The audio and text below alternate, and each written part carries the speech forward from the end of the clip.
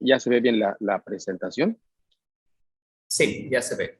Bien, bueno, pues ante nada, ante todo, bueno, pues quisiera darles las gracias a Katia por la invitación, a ti por la presentación y bueno, a todos los integrantes que están dentro del simposio de conservación en México, ¿no? Entonces, agradezco mucho la invitación y pues vamos a hablar de ciertos aspectos muy relevantes, que considero muy relevantes y a nivel nacional y mundial, porque pues fíjense, voy a darles un panorama general de lo que estamos haciendo nosotros en Janos, en la región del norte de Chihuahua.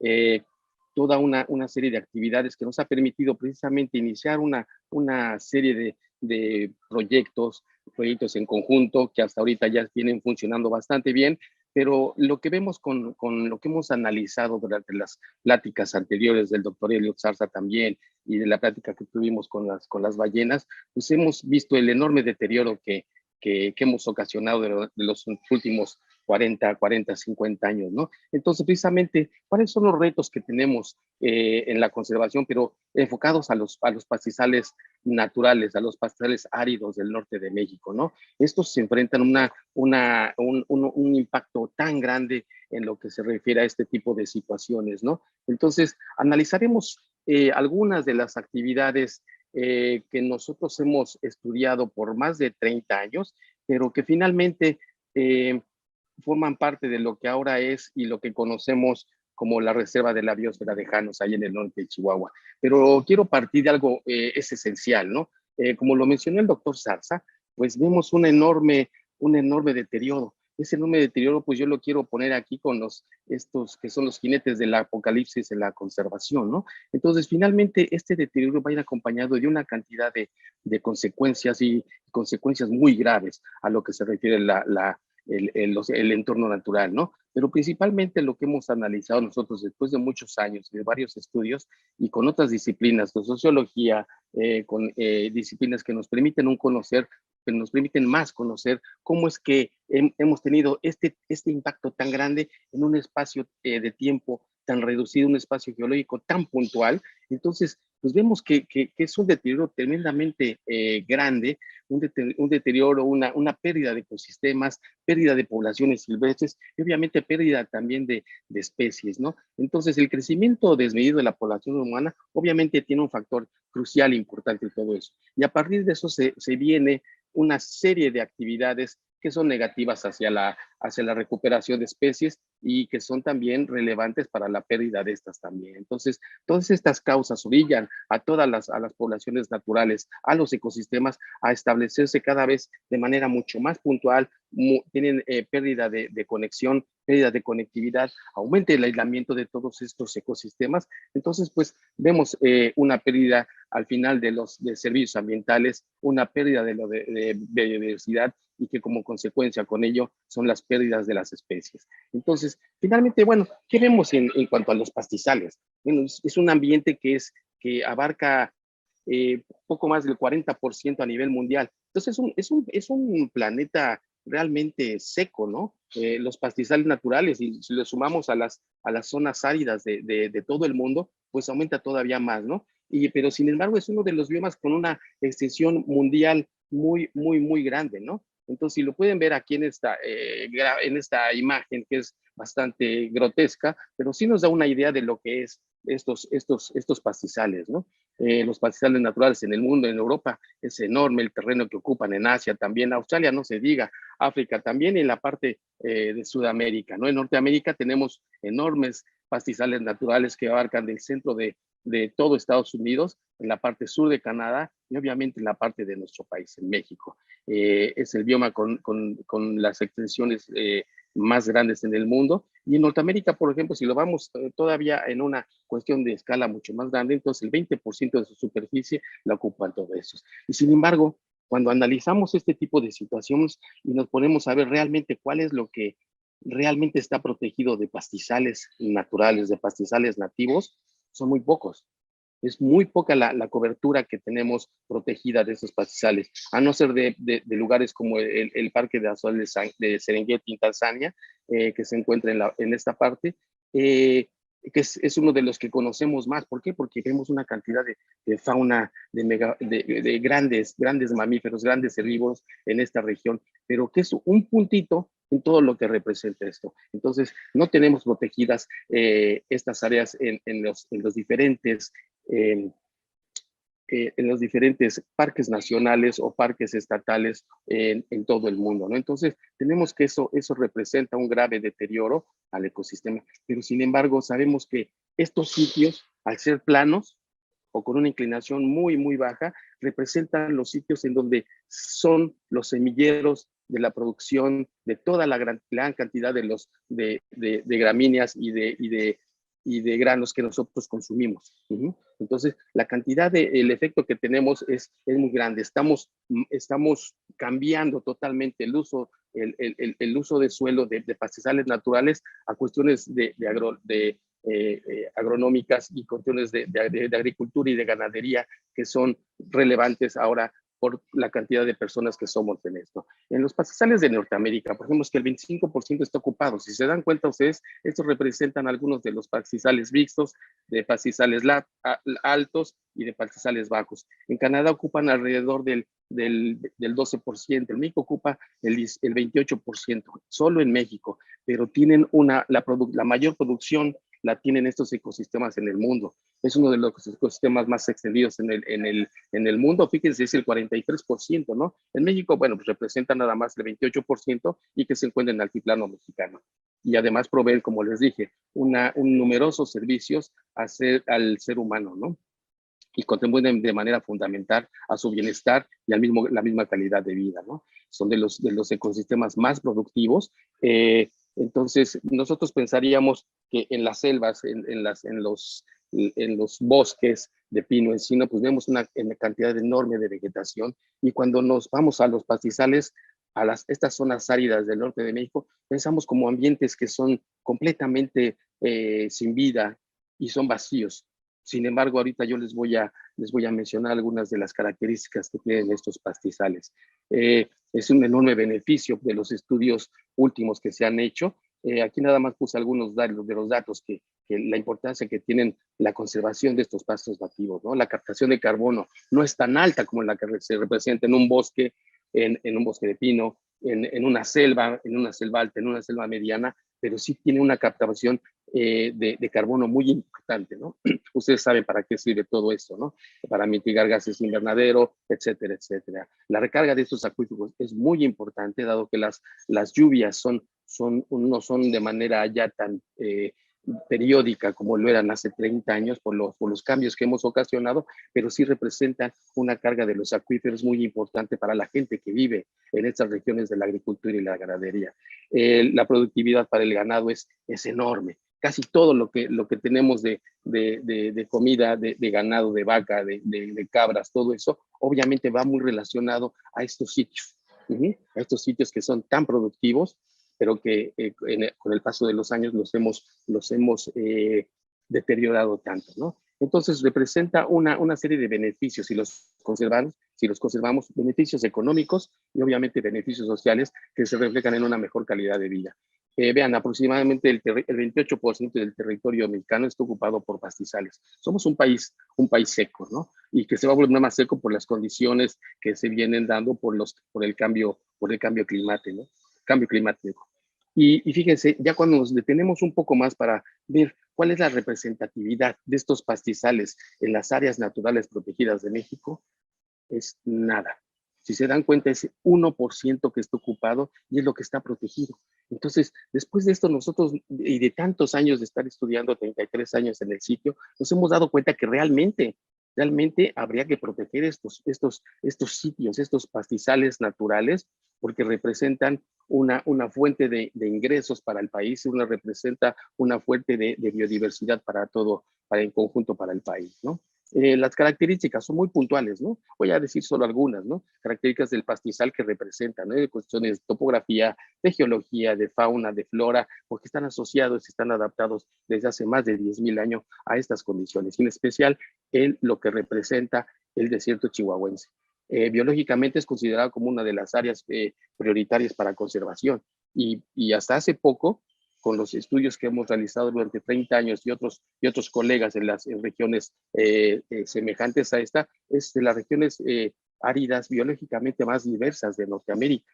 Y ahorita vamos a ese tipo de cosas. Bueno, y el desierto chihuahuense está entre la Sierra Madre Occidental y Sierra Madre Oriental, lo que representa la planicie potosina, ¿no? Y abarca los estados que ahí vemos abajo, ¿no? Entonces, son estados áridos del norte de México, pero que sin embargo hemos manejado de una manera no tan adecuada. Como lo mencionaba el doctor Elliot Sarza, obviamente el manejo del ganado en nuestro país, posiblemente las prácticas ganaderas como las están realizando ahorita funcionó muy bien hace 50 años, pero no con las condiciones climáticas, no con las condiciones ambientales que vivimos ahora, ¿no? Actualmente nos encontramos en una crisis ambiental terrible. Ustedes lo pueden leer en muchos otros sitios. Nos encontramos en una crisis ambiental terrible. Si no hacemos ahorita algo en los próximos 20 años, estaremos nosotros llevando a toda la población humana a una crisis totalmente, una crisis mundial, ¿no? Bueno, nuestro proyecto se remonta a la primavera de 1987, ya más de 33 años, pero que en ese momento no sabíamos el alcance que podría tener el estudiar flora y fauna en la región de Janes, ¿no? Antiguamente los primeros estudios fueron los de Anderson en 71, fueron los de en Estados Unidos se venían a hacer, venían militares a hacer inventarios del norte de México, a ellos les interesaba. Entonces teníamos ya una serie de argumentos en los que nosotros podíamos basarnos precisamente para determinar cuál era el estado de conservación, qué era lo que había, porque no sabíamos cuando llegamos, no sabíamos lo que había, ni en dónde estaba, ni en qué condiciones. Entonces, esto nos hizo voltear mucho a la región de Janos sin saber que tenía este enorme beneficio para las generaciones futuras, ¿no? Entonces, bueno, visitamos a partir de esos años la región de Janos y ¿qué encontramos ahí? Un ecosistema extremadamente bien conservado. Había colonias de perritos con una superficie ocupada de más de 55,000 hectáreas, había bisontes de la región y una gran diversidad de flora y fauna en la región en condiciones de conservación muy buenas. Esta foto, por ejemplo, la tomé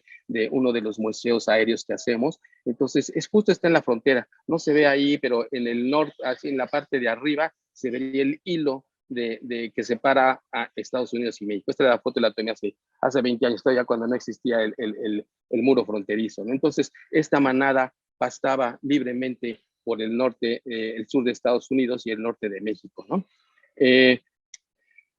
¿Y qué son los perritos de la pradera? ¿Por qué tanto interés en los perritos de la pradera? Bueno, los perritos de la pradera es esta especie que vemos así, es un roedor de 30 centímetros de alto, alrededor de 1 kilo de peso, y al ser un roedor tiene un efecto muy grande porque se reproducen mucho, pero vean la cantidad de pastizal que se mantenía en esos años. Esta foto la tomé por ahí de 1995, 96, donde veíamos parte de la Sierra Madre Occidental, las estribaciones y todos estos pastizales nativos, ¿no? Era increíblemente ver esto, y cuando entraba una de esas colonias tan enormes, con una extensión tan vasta en estos mares de pastizal, pues veíamos una cantidad innumerable de perritos de las praderas. Y aquí vemos una caricatura de lo que representan los perritos de las praderas, el efecto que tienen el establecerse ellos en toda la biodiversidad. Nosotros vimos bisontes, vimos berrendos, vimos águilas de diferentes especies, coyotes, ¿eh? Ahorita no veíamos lobos, porque en esos años todavía no se había hecho el programa de reproducción del lobo, tlalcoyotes, hurones de patas negras y una cantidad de especies asociadas a las praderas, y en especial por las actividades que realizaban los perritos de las praderas. Entonces, a partir de eso, fuimos construyendo poco a poco, ¿no? Como mencionaban en la primera plática, nos veíamos cada vez más obligados a estudiar más cosas, a complicarnos más nuestra existencia como investigadores, precisamente para tratar de entender un poco más lo que parecería un ecosistema sencillo, porque no tiene esa estructura vertical que tienen los bosques y selvas, ¿no? Pero bueno, vimos que los perritos de las praderas finalmente son ingenieros del ecosistema, modifican el ambiente físico, químico y biológico de su entorno, ¿no? Son especie clave, es una especie clave porque tiene un impacto tremendo por la abundancia que ellos tienen, y además proveen de servicios ambientales básicos para todos los organismos vivientes ahí, y para todas las demás especies que viven ahí de los perritos de las praderas. Esta es otra de las cuestiones que nosotros hemos visto porque estudiamos los servicios ambientales. ¿Cuál es el efecto si perdemos una especie clave? Entonces, puede ser desde la pérdida de aquellos polinizadores, insectívoros, dispersores de semilla y hasta los megaherbívoros que existen todavía en la región, ¿no? La distribución histórica abarca todo esto de los perritos de las praderas. Vean, desde la parte sur de Canadá hasta la parte norte de Estados Unidos. Son 5 especies, pero la que está en México es la misma Cynomys ludovicianus. Aquí sí está la de Cynomys mexicanos, que es el estudio de nuestros colegas, ¿no? Pero imagínense, todas esas enormes praderas que son 100 veces más que el Parque Serengeti. Imagínense millones cientos de individuos de bisontes pastando por toda esta región. La increíble biodiversidad que han de haber visto los primeros colonizadores, ¿no? Pero que desgraciadamente la colonia más grande de México se perdió a inicios del siglo XX. Entonces, todas estas colonias que se encontraban de una manera ligadas unas con otras, había una conectividad enorme de kilómetros y de kilómetros, ahora ya se encuentran fragmentadas, ¿no? Muy fragmentadas y obviamente muy aisladas y con terribles problemas de enfermedad, ¿no? Empezamos esa evaluación nosotros y observamos que nuestros resultados indicaron cosas muy contrastantes y cosas también que veían muy de la mano de algunos colegas que lo estaban estudiando en Estados Unidos, ¿no? Pero México representaba a inicios de los 90 la colonia más extensa del continente. Imagínense tener nosotros en México la colonia más extensa del continente. Y eso la vimos por 8 años, 9 años siguientes, ¿no? En un estado de conservación excelente, no tenían problemas serios de agricultura y de ganadería, pero que actualmente es uno de los ecosistemas, como les decía, más críticos para su conservación por cuestiones que ya vamos a ver de ganadería y de agricultura. Y actualmente solo tenemos el 2% de su área original. Nos hemos perdido una cantidad enorme de pastizales nativos y con ello una cantidad de individuos, de poblaciones, y obviamente podríamos estar perdiendo, extinguiendo especies de manera regional. Vean, lo que yo veía hace 25, 28 años, eran estos enormes pastizales con las estribaciones de la Sierra Madre Occidental, y después ecosistemas muy característicos de lo que son el norte de México, ¿no? Ya en la parte de la sierra veíamos esos bosques de pino, bosques de encino, en la parte baja los pastizales de perritos de las praderas con una enorme diversidad, y en las laderas de montaña con cuestiones ya de mezquites, que también refleja un aspecto muy importante del entorno de los perritos de las praderas. Después de mucho estudio, los perritos de la pradera dependen un montón de especies. Y aquí vemos unas que son desde los carnívoros, porque como decía, los perritos de las praderas se los comen todo, pero los hoyos que hacen, el excremento que ellos producen, entonces hace que se beneficien una cantidad de especies, desde anfibios y reptiles hasta organismos más grandes como coyotes, como las zorritas del desierto, y una cantidad innumerable de aves que utilizan esos corredores de los perritos de las praderas como sitios muy importantes para las aves migratorias. Veíamos poblaciones muy interesantes, importantes de águila de cabeza blanca en esa región, el águila real, el símbolo mexicano, del chorlito llanero y del grupo de especies de pastizal, que es uno de los más críticos ahorita para su conservación por el mismo deterioro que hemos ocasionado, ¿no? Y ya, después de varios estudios, los ramos quejanos se encuentra el límite de la distribución de más de 3 especies de aves y varias otras especies que se encuentran nada más en esta parte. Ya sea como parte límite de Estados Unidos, México, desde el jaguarundi, el perrito de la pradera, obviamente, la cotorra serana, los bisontes y algunas otras especies de aves que también los gansos trompeteros, por ejemplo, que no se pensaban que hubiera en México, ¿no? Es el sitio, después de realizar otros estudios, fue el sitio con mayor número de mamíferos de Norteamérica. Y bueno, ¿cuál creen que fue el primero? Pues el primero es Yellowstone, ¿no? Entonces, después de esto, observamos que había una cantidad enorme de biodiversidad en muy buenas condiciones, tanto en el pastizal como en la pradera. Pero obviamente, este deterioro ocasionó la pérdida del oso gris en México, del elk también, que hay un debate si fue reintroducido o no, pero introducido o no, ya no está en la región. Entonces tampoco había, yo tenía tachada también al lobo, que se encontraba en la parte de abajo, pero ahorita con esfuerzos importantes de conservación de universidades y de colegas y del gobierno federal también ha ocasionado un incremento de las poblaciones de ahí. Tenemos toda esta diversidad de especies de los mamíferos, de los grandes mamíferos, de berrendos, de coyotes, incluso de jaguar, ¿no? Mantiene la única población residente reproductiva que ha sido reportada en México, aunque hay en otros sitios, pero es la única que sabemos que es la que tiene reportada con individuos jóvenes, con hembras, con machos. Entonces hay eventos reproductivos año con año, ¿no? Mantiene la mayor población reproductiva de tecolote de llaneros de Norteamérica, pero existe una creciente crisis que ha vivido desde hace 20, 22 años, y esta es principalmente, una de ellas es el agua. Los problemas serios en la región son problemas muy severos que atentan para la presencia de estas especies.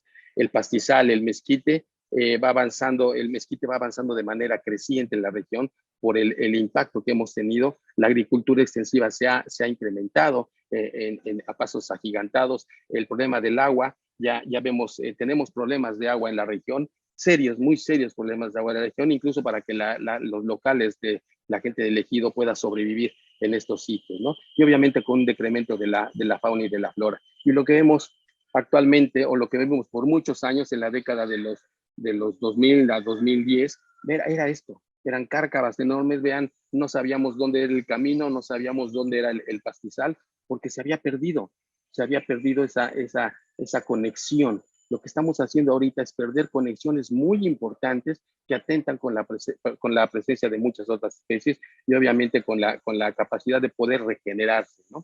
Es un panorama desolador. Había envenenamiento en la región, ven la cantidad de perritos de las praderas que se veía en Estados Unidos a inicios del siglo pasado. En México todavía no teníamos esos números como tal, pero vean la cantidad de perritos de las praderas en una montaña quizá de 2, 3 metros de alto, ¿no? Entonces vean de una área totalmente mal manejada a un área mejor manejada, no digamos que bien manejada, mejor manejada, pero precisamente es lo que nos detuvo a pensar un poco y ver qué era lo que nosotros queríamos en estos sitios. La cacería ilegal cada vez era más excesiva en estos sitios, y vean la cacería, vean, esto es una cantidad enorme de berrendos que la gente en los años 1960 por ahí iba al campo porque, bueno, gente que vivía en la región, no los podemos juzgar ni nada de eso, pero bueno, en esos años no había una televisión, no había lo que tenemos de tecnología ahora. Entonces ellas lo que hacían era, bueno, nos vamos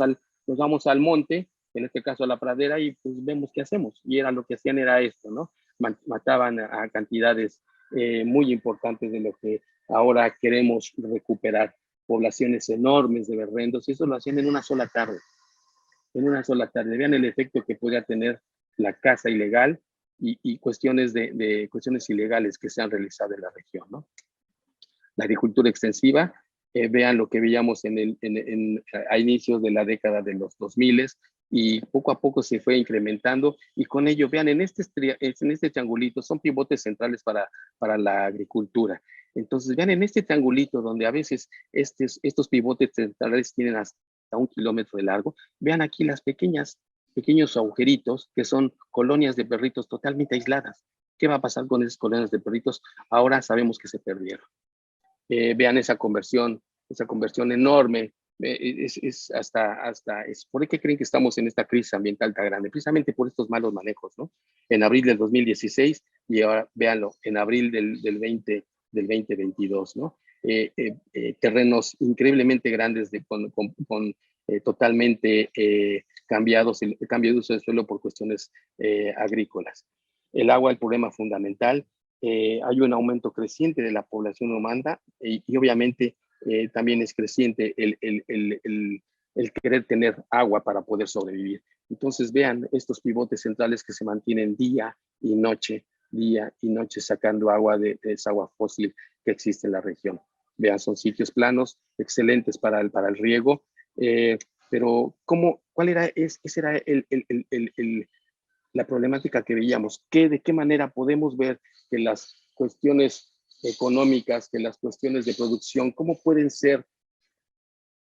tener el mismo peso que las cuestiones ambientales, ¿no? Vean en la parte superior izquierda, cómo veíamos a los pastizales en Janos con perritos de las praderas y en el B veíamos obviamente ya un ambiente, es el mismo sitio, ambientes totalmente cambiados, en donde ya el pastizal dio paso al mezquite, que refleja un incremento en la perturbación, ¿no? El pastizal natural en la C con la D, vemos cómo se fue perdiendo poco a poco las colonias de perritos de las praderas, y lo que veíamos ahora es esto, ¿no? Ambientes que eran cubiertos por pastizales nativos, ahora eran totalmente degradados en cuestiones de muy pocos años, que pasan de ser un ambiente muy de pastizal con muchas especies a un ambiente de pocas especies y de mezquite. Entonces, el tratar de regresar esos ecosistemas al ambiente que nosotros veíamos ha sido una tarea titánica, pero poco a poco lo vamos haciendo. Vean la pérdida de las colonias de los perritos de las praderas desde el 98 hasta el 2005. Pero aquí ya tenemos, a partir de estos años, ya, esto las puse para que vean ustedes cómo ha sido en tan pocos años esto. Pero de 2005 al 2022 hemos perdido todavía más esas conexiones vitales para la sobrevivencia de estas especies. Cambios de las colonias, una de las colonias más importantes, la del cuervo, en muy pocos años se transformó de un pastizal a zonas que son de puras hierbas y arbustos, ¿no? Entonces decidimos hacer esto, tener una investigación básica que nos diera toda esta información, porque a partir de eso nosotros en el laboratorio lo que hacemos cuestiones cuestiones de investigación básica, pero que nos dan precisamente esa línea de base para saber qué tenemos que hacer, dónde tenemos que hacerlo y para qué tenemos que hacerlo. Entonces, cuestiones desde ecología, conservación y de manejo. Ya no podíamos dejar, por un lado, nada más estudiar y publicar cuestiones de ecología y solo mencionar, ya hubo deterioro, ya ser portavoces de puras malas noticias, ¿no? Entonces teníamos que tomar en cuenta todo este tipo de conservaciones, ¿no? Nos dedicamos a estudiar un poco más lo que es la diversidad biológica, la seguimos estudiando todavía hasta estos años, pero ya veíamos cuestiones mucho más nuevas, ya las interacciones, con las perturbaciones antrópicas, la interacción que teníamos con los perritos de las praderas y el ganado. Entonces, estamos haciendo un programa de reintroducción y translocación de especies, en especial de hurón de patas negras, del perrito de la pradera y de bisontes también. Entonces, tratamos con esto de recuperar y restaurar estos pastizales nativos. También se ven cuestiones de enfermedad y cuestiones genéticas. Con esto, ustedes se están dando cuenta de que es un mundo porque tenemos por proteger. Queremos proteger estos sitios por lo que representan. Entonces, para eso también establecimos una estación biológica en la región, donde la gente local del ejido obviamente está muy contenta con este tipo de situaciones y con la presencia de la universidad y del Instituto de Ecología, ¿no? Ya lleva 30 años, 25 años funcionando, ¿no? Entonces, ese es después de muchos años, bueno, presionamos muchísimo para que se decretara una reserva de la biosfera en la región. Son más de 500,000 de hectáreas, una de las cinco reservas más grandes en el país. Presionamos mucho para que hiciera, pero que tuviera como hábitat principal conservado los pastizales de México.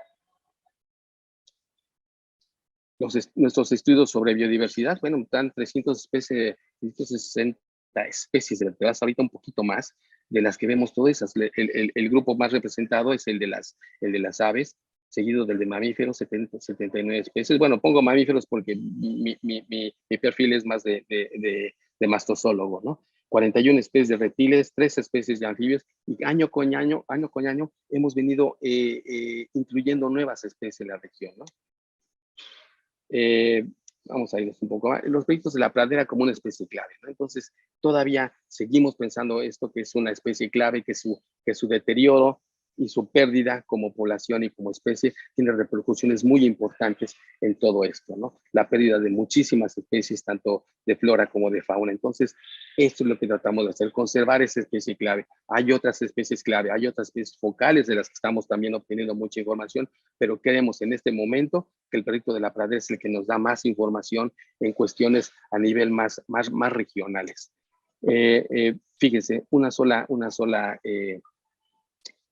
madriguera de perrito remueve hasta 700 kilogramos de 5 toneladas de tierra por hectárea. Entonces, imagínense el impacto que tienen los perritos de las praderas en todo el entorno ambiental. Entonces, ¿qué es lo que hicimos? A ver, bueno, pues lo primero fue ver en dónde estaban las colonias de perritos y en qué condiciones. Vimos cuál era su distribución geográfica y obviamente también analizamos sus abundancias en cada una de las colonias. Lo que hacíamos era con bicicletas, antes lo hacíamos directamente con las motos o caminando, pero no había alambre de púa que nos permitiera no seguir adelante. Entonces, bueno, ya nos hemos adaptado, pero que finalmente eso nos ha ayudado a conocer un poco más cuáles son es la situación que estamos viviendo actualmente y cómo se ha deteriorado por años y años. Evaluamos las necesidades de los perritos con datos ya muy puntuales, con un método muy puntual que ya nosotros está aprobado y que ya ha sido como estudio de base para estudios en Estados Unidos también, ¿no?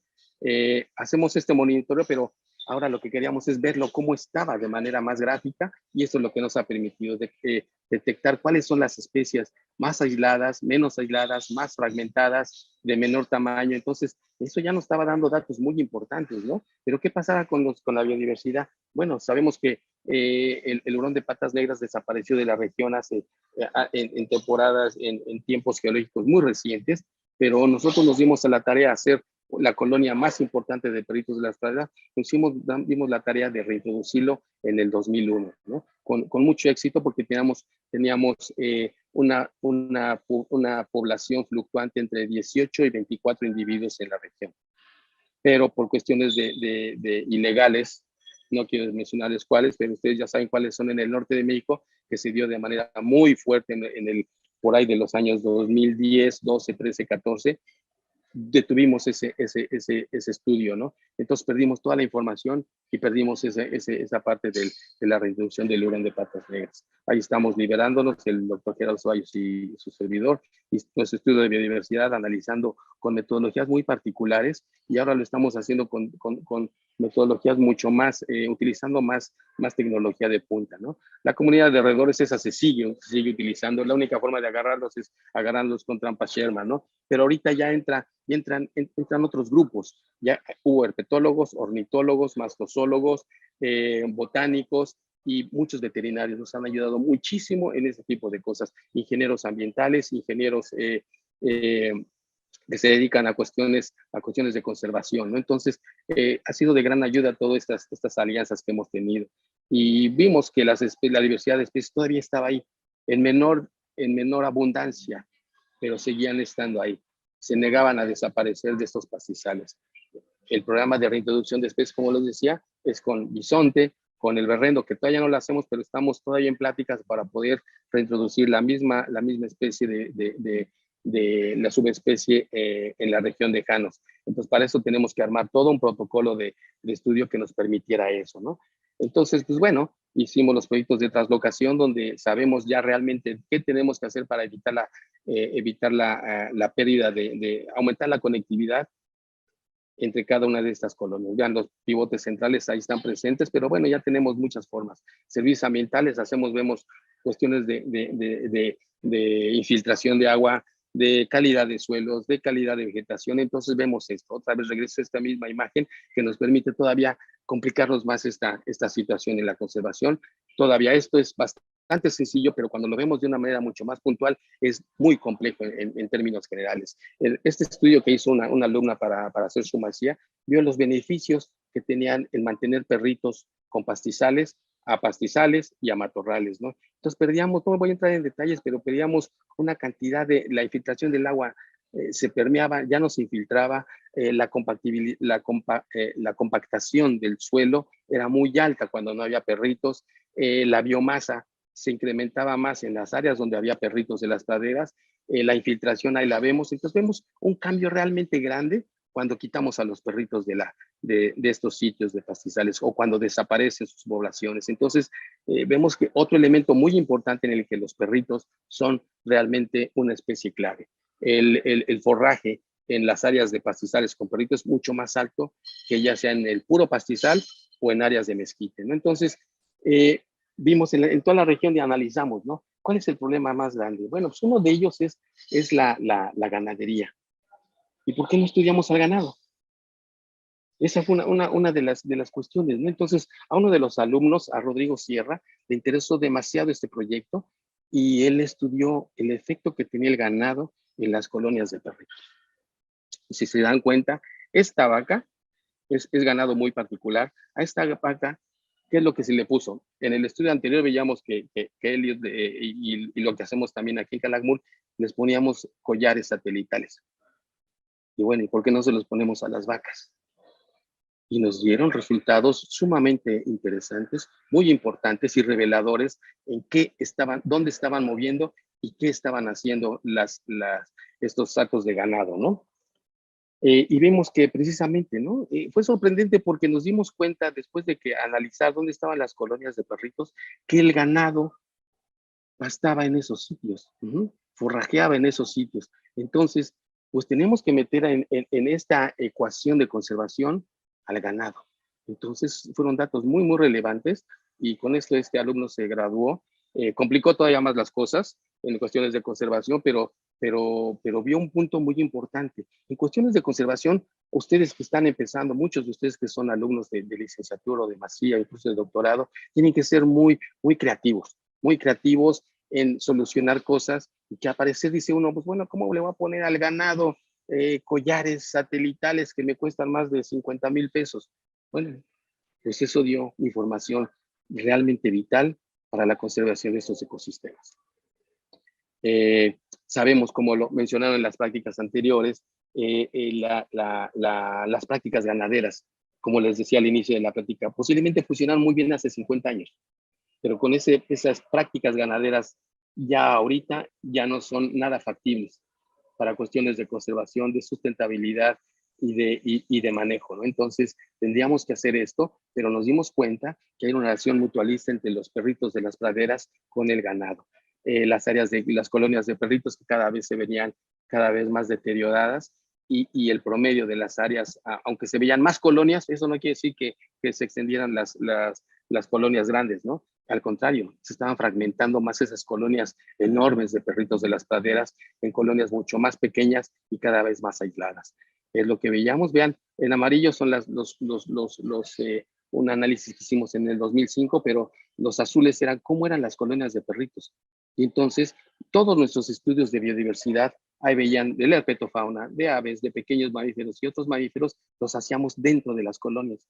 Pero con eso ya teníamos un antes, durante y después de lo que pasaba si deteriorábamos aún más las colonias de perritos de las praderas. Bueno, con apoyos extra también veíamos este tipo de situaciones que teníamos que incluir a la gente. Cuando empezamos a incluir a la gente fue por allá a finales de 1990, de los 90 e inicios de los 2000. Fue cuando nos dimos cuenta que teníamos que incluir a la ecuación de conservación a la gente local. No sé si fuimos de los primeros o de los, pero teníamos que hacerlo y teníamos que conservar especies. Ahora se sabe que es una obligación meter a la gente local, incluir a la gente local en este tipo de cuestiones de conservación, ¿no? Entonces manejábamos muy bien y ya fuimos con todo lo que teníamos de ecología, de conservación, de cómo estaban las poblaciones, de biodiversidad, teníamos que hacer cuestiones de conservación, pero dirigidas al manejo. Entonces, ¿qué vimos, no? Canos es ahora uno de los sitios más importantes para la conservación de la biodiversidad en Norteamérica. ¿Por qué? Porque precisamente dimos toda esa línea base que permitió ese conocimiento tan grande de saber qué es lo que hay, dónde está, cómo está y en qué condiciones, qué es biodiversidad, qué es riqueza, qué es abundancia y qué es su distribución geográfica actual. De manera coloquial para que tal vez se entienda un poco mejor. Entonces, después de haber hecho estos estudios, nos dimos a la tarea de ver cuál era la posición de Janos en relación con las demás áreas protegidas del país, ¿no? Y para nuestra sorpresa, pues es la segunda área, está dentro de las 10 más importantes, pero en realidad es la segunda área más importante de conservación. La primera está en Chiapas. Ya los puntos oscuros son los sitios medulares, los sitios clave que habría que conservar en todo nuestro país, ¿no? Y arriba obviamente son los puntitos, cada uno de esos puntos representa un lugar dentro de la conservación de las áreas naturales protegidas, ¿no? Entonces esa propuesta de conservación ahora sabemos que tiene más de 500,000 de hectáreas un poco más de 500,000 de hectáreas y tiene abarcamos como hábitat primordial los pastizales nativos y la otra es también la parte de la sierra, ¿no? Entonces, para irnos un poco más rápido, se creó la Reserva de la Biosfera en 2009, pastizal, matorral, bosques de pino, bosques de encino, y lo que queríamos ahora era ver esta conectividad entre estas diferentes áreas, ¿no? Poco aisladas, muy conectadas. Entonces, teníamos ya 4 elementos muy importantes por dónde empezar para hacer cuestiones de conservación y manejo, ¿no? Las áreas eran las poco aisladas, las de escenario 2, poco aisladas y poco conectadas, tendríamos que manejarlas, al igual que las muy aisladas y poco conectadas, para aumentar la conectividad entre ellas, ¿no? No me voy a tener mucho en esto. Se ha aumentado un poco de los últimos 10 años el área ocupada por proyectos de las praderas. Hay un efecto de fragmentación muy grande y cada vez vemos que la agricultura extensiva se está haciendo todavía más grande, ¿no? Lo que ha ocasionado una reducción en el periodo de 2005 a 2013 y con unas sinergias terribles, ¿no? En especial por el sobrepastoreo, la agricultura y la sequía que ha deteriorado mucho en la región en los últimos 20 años, ¿no? Entonces teníamos que buscar otras formas de hacer conservación, ¿no? Y aparte de esto, bueno, tenemos registrado un evento de peste en la región. Eso lo investigaron y lo dieron a conocer un grupo de biólogos también de nosotros y de veterinarios también que se dedicaban a la cuestión de fauna silvestre, ¿no?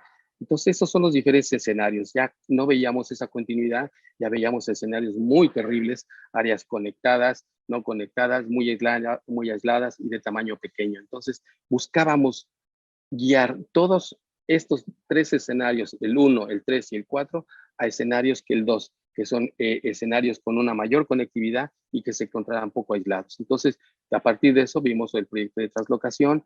Tenemos un buffer que precisamente ya nos da un estudio de un sistema de información geográfica que nos dice dónde tenemos que hacer una reubicación de perritos de las praderas, de dónde traerlos, a dónde ponerlos para aumentar la conectividad y disminuir la pérdida de estas colonias, ¿no? Acciones de manejo recomendadas que hacemos es trabajar más con el ganado, trabajar más con la gente y aumentar las condiciones de estas sinergias que podíamos tener con ellos. No vamos a tener conservación si no metemos en la ecuación de conservación a los ganaderos y a los agricultores. Y con ello hacemos una cantidad de actividades en donde ellos son partícipes y ellos son los que realizan todas estas actividades para la recuperación, ¿no? Entonces esto genera oportunidades y recursos para la región, siendo un área protegida ahora, incrementa la gobernabilidad, la estabilidad social y económica y toda la cuestión política de toda la región, ¿no? Estos son objetivos muy tangibles, objetivos muy concretos de lo que queremos hacer. Finalmente lo que queremos es que siga funcionando como un pastizal natural. Ajá. Mantener la productividad, esa es la otra parte de la balanza, y promover el intercambio de experiencias, ¿no? Y obviamente tendiendo todo esto a una mejor calidad de vida de la región. Entonces, ¿qué tenemos que hacer? Recuperar suelos, controlar mezquite, sembrar pastos nativos y crear una tarea de mejores prácticas ganaderas, ¿no? De rotación, de ganado, de descanso de parcelas, etcétera. Entonces, a la gente le buscamos ese tipo de actividades, ¿no? Nosotros buscamos fondos, pero la gente local está involucrada ya directamente. Usan el keyline precisamente que permite conservar humedad de suelo. Al hacer este arado dentro de los pastizales que ya son muy manejados, aumenta la humedad, reduce la erosión y se utiliza esta técnica mucho en el norte de México, ¿no? Esta línea clave permite tener vean como ustedes, justo en los arados es donde hay mayor humedad y es donde se establece el mayor número de especies, tanto de flora como de fauna también, porque hemos hecho el conteo de las especies que vemos ahí. Captan más CO2 y esto favorece al clima y a la biodiversidad, ¿no? De un año a otro vemos este tipo de cosas que todavía en el Rancho El Uno, donde lo hemos hecho, a partir de suelos totalmente desnudos, ya hay cobertura al menos, y con ello ya tenemos un manejo mejor para que son tendientes a tener pastizales nativos. Eso es lo que vemos.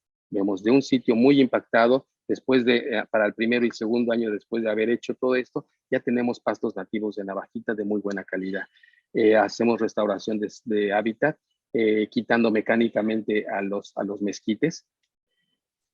Otras actividades de conservación es el retiro de esas cárcavas que veíamos, recuperación de suelos mediante gaviones, que son la fuente de agua en la región, y un manejo de cerco eléctrico para rotación también de pastos, ¿no? Esta es la remoción de mezquite que les decía, utilizando esos bulldozers, y la gente es la que lo hace. Nosotros nada más bajamos un poco de dinero y ellos dicen, nosotros queremos participar, queremos tener mejores pastizales. Entonces, vamos de esta cuestiones de mezquite.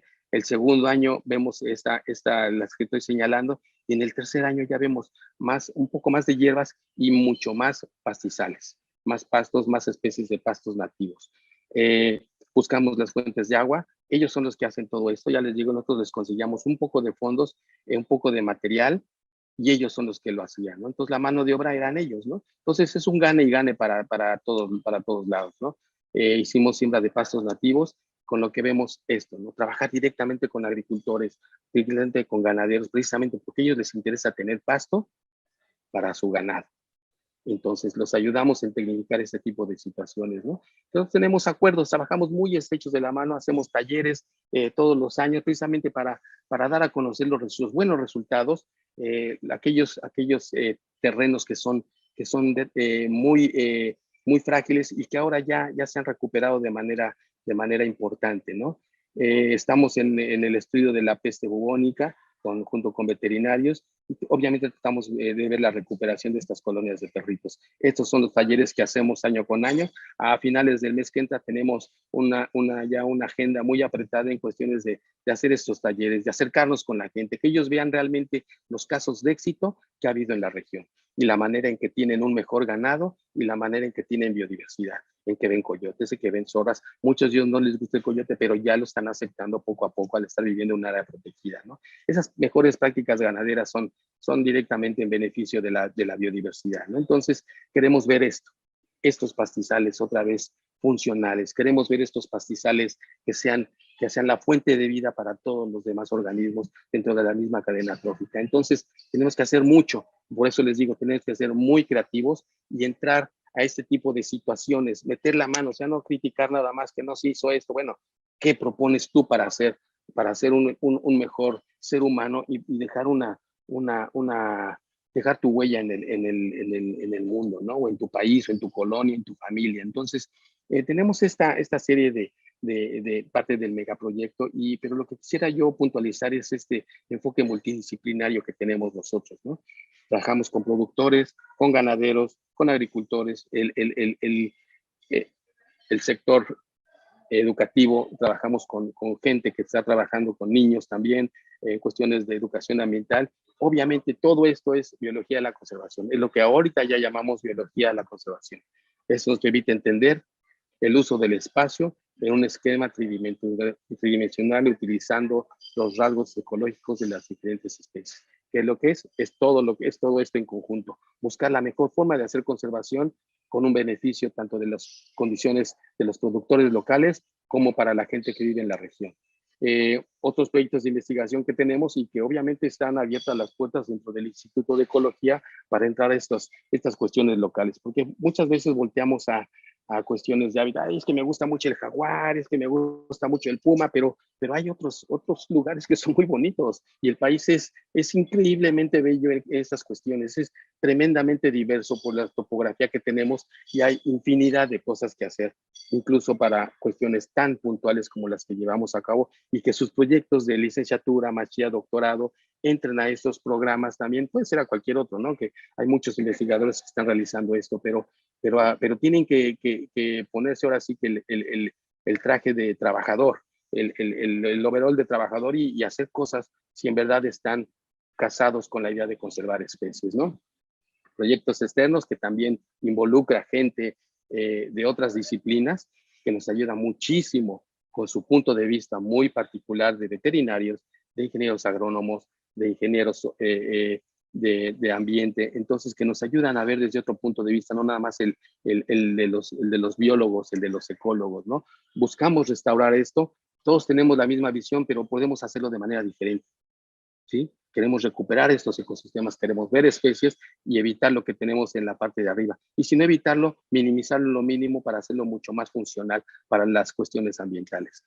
Agradecimientos, pues aquí está para la enorme gente que nos ha ayudado. Es todo un ejército de gente que colabora con nosotros y de fundaciones que nos dan fondos y que creen en nosotros para tener y dejar un mundo mejor, no solo para las futuras generaciones, sino para nosotros mismos. Este es parte del equipo que originó todos los estudios y pues bueno, ese es mi correo electrónico y las páginas donde ustedes pueden encontrar toda esta información. De todas maneras, ahí está mi correo electrónico, lo pueden escribirme, buscar lo que es el Instituto de Ecología, el Laboratorio de Ecología y Conservación de Fauna Silvestre, y en las diferentes redes de Instagram, Twitter y Facebook también tenemos bastante impacto en esas redes sociales. Entonces, bueno, con esto doy terminado la plática. Espero no haber sido muy abrumador, pero hay mucha esperanza en encontrar soluciones. Y por eso les digo, tenemos que ser muy creativos, muy creativos en cuestiones. Estamos en una crisis, tenemos que ser demasiado creativos, proactivos para tratar de conservar los ecosistemas, no solo de México, sino de toda Latinoamérica y de todo el mundo. Muchas gracias.